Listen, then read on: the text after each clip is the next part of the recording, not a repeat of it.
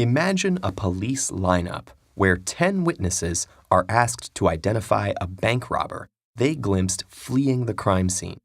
If 6 of them pick out the same person, there's a good chance that's the real culprit.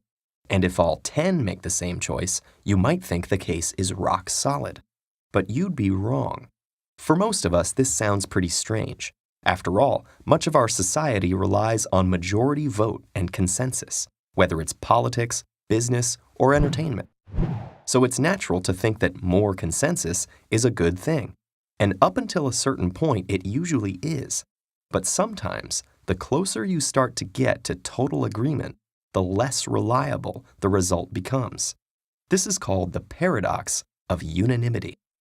The key to understanding this apparent paradox is in considering the overall level of uncertainty involved in the type of situation you're dealing with. If we asked witnesses to identify the apple in this lineup, for example, we shouldn't be surprised by a unanimous verdict. But in cases where we have reason to expect some natural variance, we should also expect varied distribution.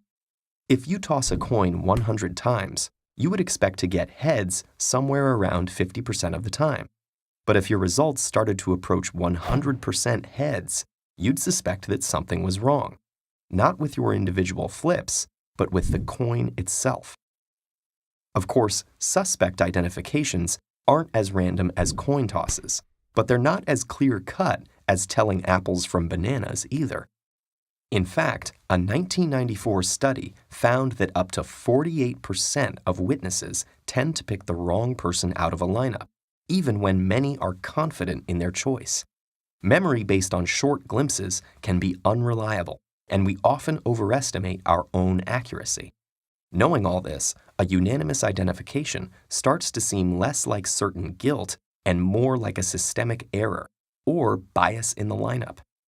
And systemic errors don't just appear in matters of human judgment.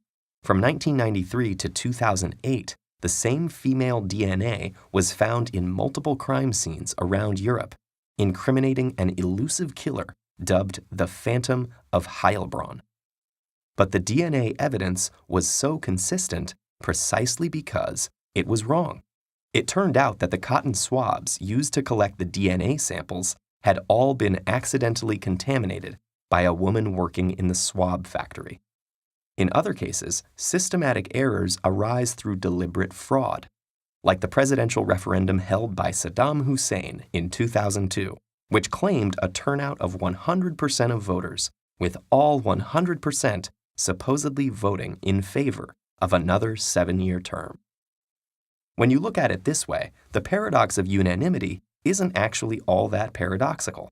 Unanimous agreement is still theoretically ideal, especially in cases when you'd expect very low odds of variability and uncertainty.